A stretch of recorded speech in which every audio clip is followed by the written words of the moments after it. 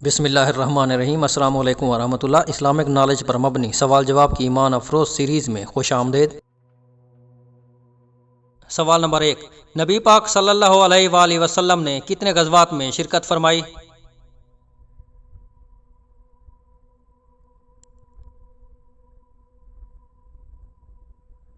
مورخین میں اس بارے میں مکمل اتفاق نہیں ہے، لیکن زیادہ اتفاق 27 غزوات کا ہے۔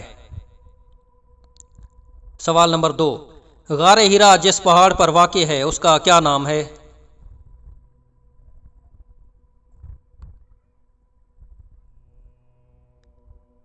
غار ہرا جبل نور میں واقع ہے۔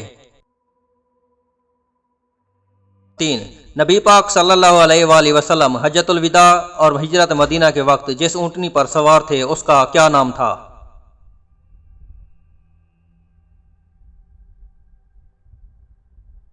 اس اونٹنی کا نام قصوہ تھا۔ سوال نمبر 4، حضرت آدم علیہ السلام نے خانہ کعبہ کی تعمیر کن پہاڑوں کے پتھروں سے فرمائی؟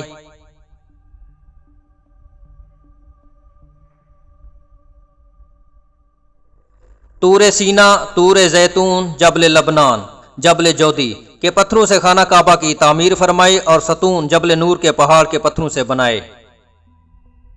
سوال نمبر 5، صحابہ کرام رضوان اللہ اجمعین میں سب سے زیادہ جسمانی طور پر سمارٹ اور پتلے صحابی کون تھے؟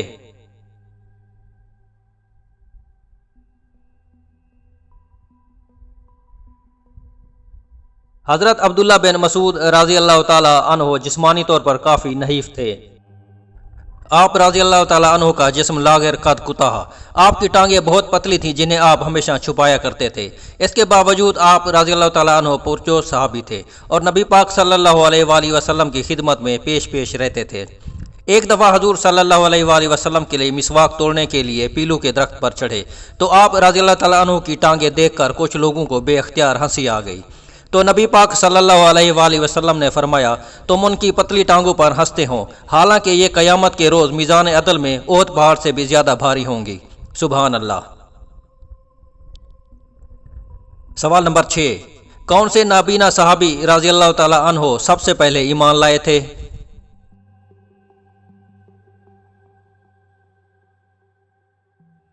نابیناؤں میں سب سے پہلے جو صحابی رسول صلی اللہ علیہ وآلہ وسلم ایمان لائے تھے ان کا نام سیدنا عبداللہ بن ام مکتوم تھا۔ آپ رضی اللہ تعالیٰ عنہ پیدائشی نابینا تھے۔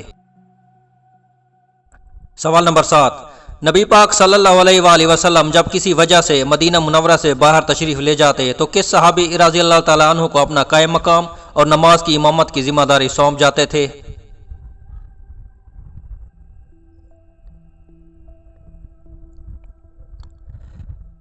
سیدنا عبداللہ بن ام مکتوم رضی اللہ تعالیٰ عنہ کو۔ آپ رضی اللہ تعالیٰ عنہ کو مدینہ کے قائم مقام والی ہونے کا اعزاز 13 مرتبہ حاصل ہوا، اور مدینہ میں جو پیچھے رہ جاتے تھے آپ رضی اللہ تعالیٰ عنہ ان کی نماز کی امامت بھی فرماتے تھے۔